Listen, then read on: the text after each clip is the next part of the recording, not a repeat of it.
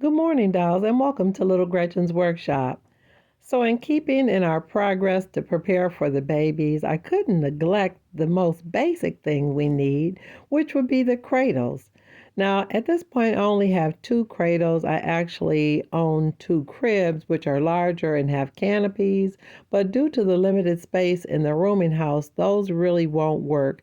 And I really like the idea of cradles. One, because they're small and you can put them right next to the parent's bed, so the baby will really be in close proximity to mom during nursing. Now, really quick, I just want to show you the two cribs I have, and I really like them and they're very nice, but I always think of these as being a little bit more modern, and I think of them as being for large babies. And the two babies that I have that I'll be using, they're both really small babies and they'll never grow to a size where they'll need a crib this big. So let's get back to preparing our little cradles. Now I'm using some foam that came in some packaging. I thought it was kind of nice. It was really firm, but it was soft, and I felt like it would be strong enough to close up the opening in the bottom of the crib so that the baby's back would be supported. But I really didn't like the way it felt when I pressed down on it. So although I think this little foam is going to be perfect, I do need to do something to close up the bottom. So in my original idea, I thought I would add the original little padding on top of the foam, but when I tried that, they pushed the whole mattress up too high, where if I put the baby in, the baby could roll out. So for safety purposes, I really need to make the bottom of the crib go down lower. So I removed the little brackets or braces I had in there originally, which were not a part of the original design. I put them in there when I was a little girl because I thought that it worked better than what was originally there, which was nothing. And so I added a small piece of cardboard, which made it a little bit better, but I think the cardboard actually needs to fit between the opening rather than sitting on top of it. So I added a little bit of my glue around the perimeter of the little piece of cardboard.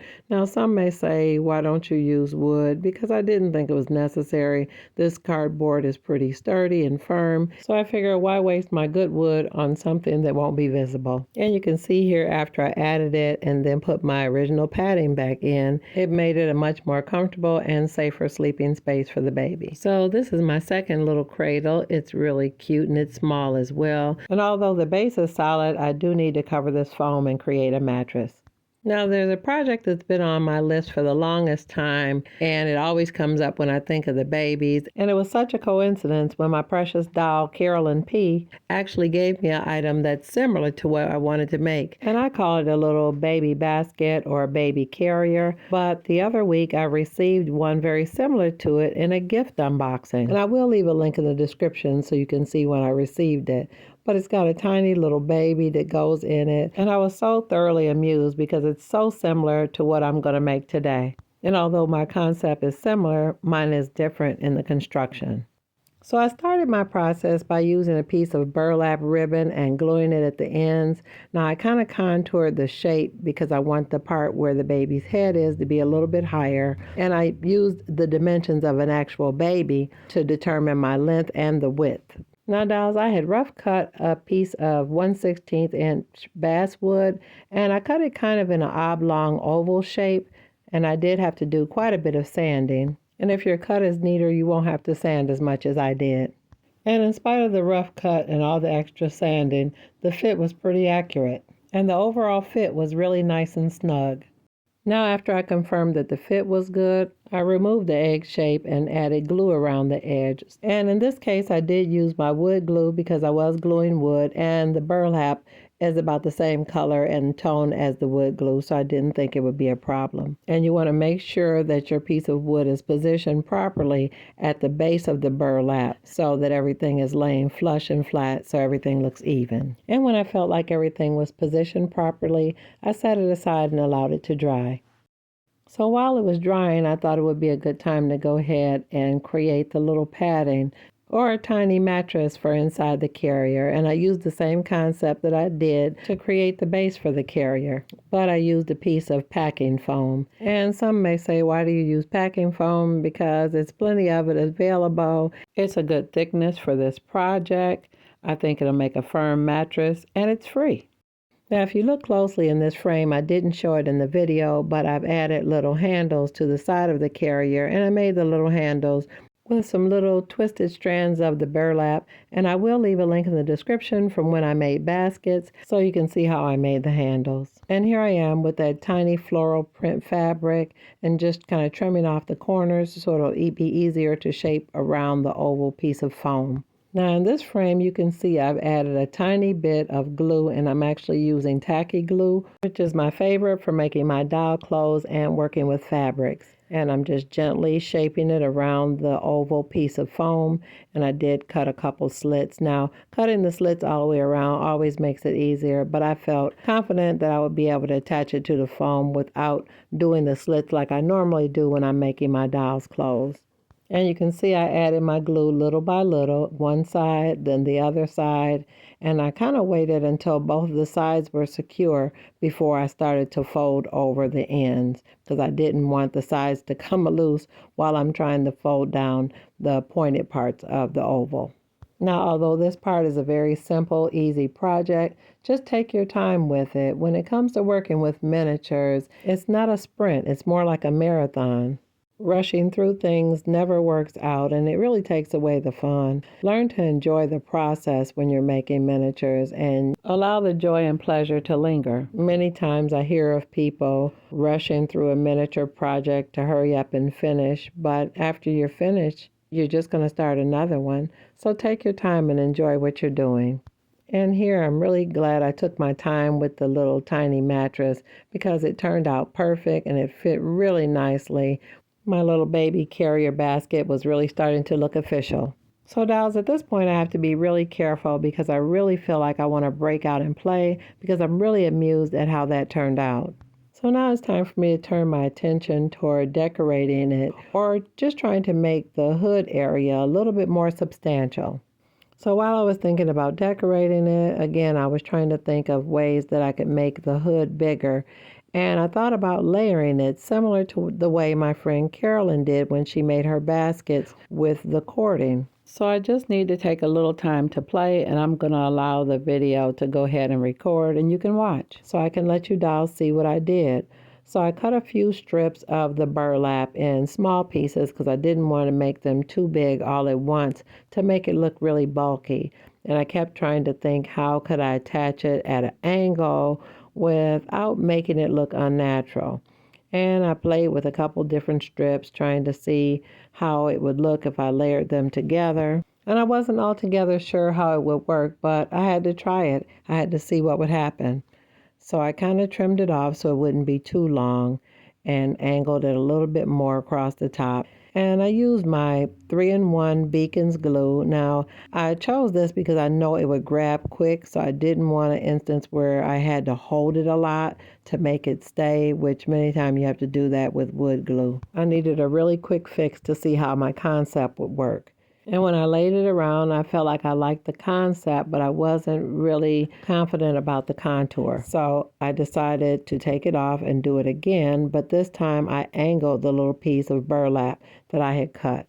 And at that point, I realized just cutting those little points or angles on the ends of the piece of burlap, it made it fit a lot neater near the handle. Now at this point, the burlap was pretty saturated with the 3-in-1 and the tacky glue, so I just kind of used it to kind of mold the two pieces together. And then I chose another piece of burlap strip and angled it the exact same way to create another layer to extend the hood. So now that I was confident that my concept was working, I'm going to go ahead and let the video play so you dolls can see exactly what I did. So I went on with that second layer and prepared to saturate it with glue to mold it together. I added tacky glue all along that rim of the last piece that I added. And in this case, I would recommend you adding an ample amount of the tacky glue because it's going to kind of saturate the burlap and make it easier to mold it into the shape you want. So this is a rare case when excessive glue use is recommended because it actually works out well and it's going to dry absolutely clear.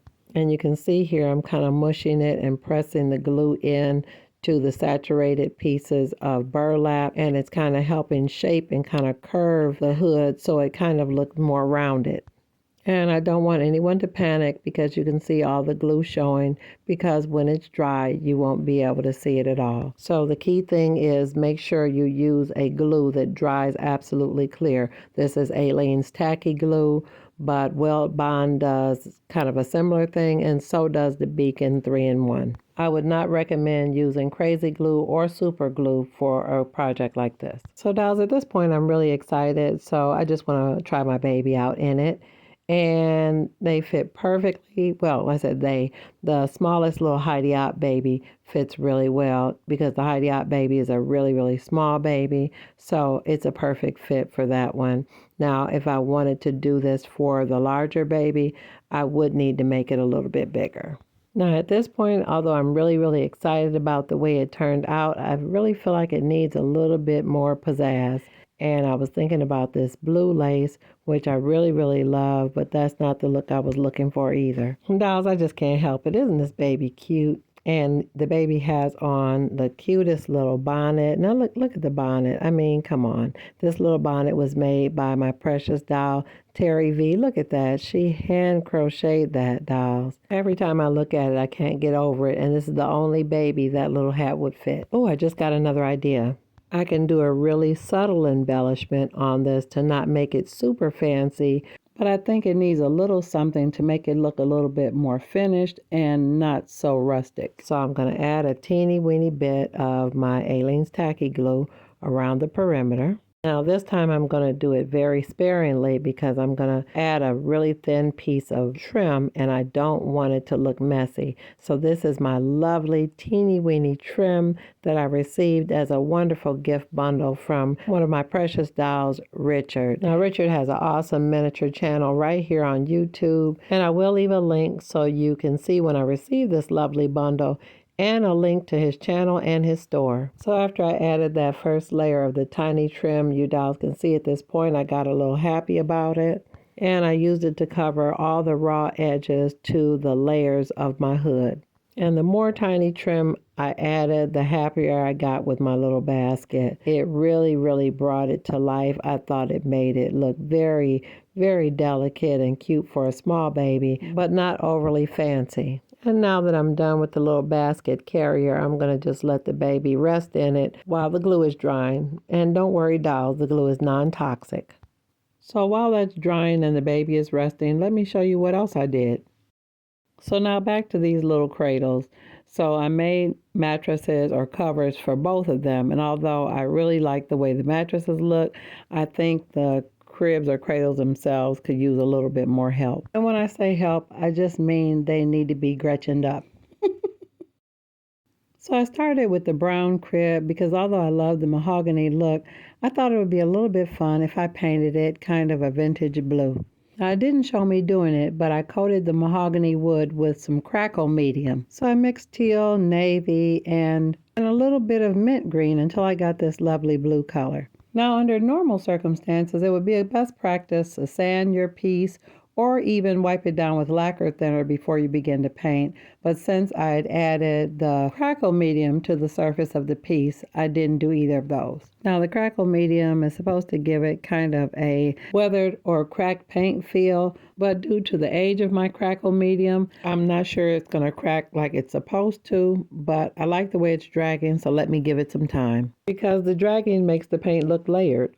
But at this point, whether it crackles or not, I really do like the matte finish and the color. And as I continued on, I didn't see a lot of crackling happening. I still think it looks really cute. So I'm going to allow it to dry and see what happens. So as I mentioned earlier, I really did like the shade and I had quite a bit of it left from what I mixed up. So I started to paint the playpen as well.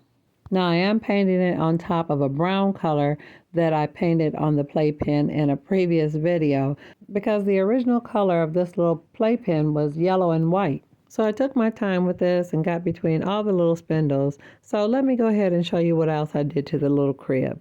So while playing with the little blue crib, I remember these wonderful nail decals that were gifted to me by one of my precious dolls in a gift unboxing last year. Now they're like water decals, so you have to dampen them and slide them off so you can transfer them onto your piece. And the little decals are very small because their original intent is to be used to decorate your fingernails, which is exactly why they're the perfect size for decorating your miniatures. So in order to make the image look bigger or more substantial, I clustered several of them together. And I think it really looked nice against that lovely greenish blue paint. So dolls, anytime I do something like this, I always get a little carried away. So I ended up putting it on both sides of the crib and on both ends. Now, dolls, at this point, I'm sure you can see that the little decals will have a little shine to them. So in order to camouflage that, I'm using some matte Mod Podge. So it's going to do double duty. So it'll not only mask the shine of the decal, but it'll also seal it in. And I had to remember which part I had done and which part I hadn't done because it dries pretty quickly.